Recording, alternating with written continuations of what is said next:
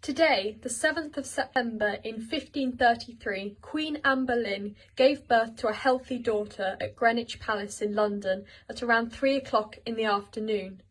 This was only 2 weeks after she had taken to her confinement during her pregnancy, and this little girl was to be named after her paternal grandmother, Elizabeth of York, who had married Henry VII to join together the two warring families of the Lancastrians and the Yorkists. This little girl would go on to become Elizabeth I, the iconic Gloriana, the Virgin Queen.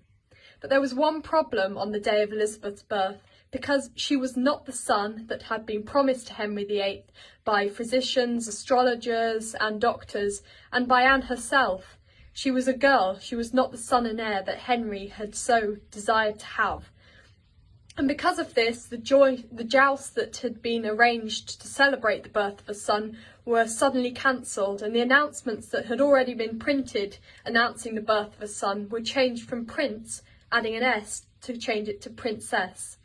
And it's easy to think that the joust being cancelled had meant that Elizabeth's birth was a huge disappointment, but this isn't necessarily the case, because the same happened in 1516 when the Princess Mary was born.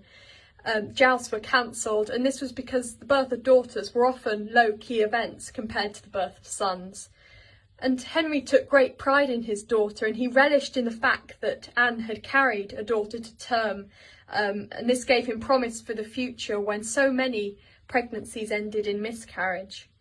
And Te Deum was sung in the Chapel Royal, and the arrangements for Elizabeth's lavish christening were soon put into motion, and around the court people celebrated the birth of a healthy daughter, and Anne herself, of course you wouldn't know it at the time, was proud of this little girl that would go on to rule England for over 44 years and become such an iconic queen.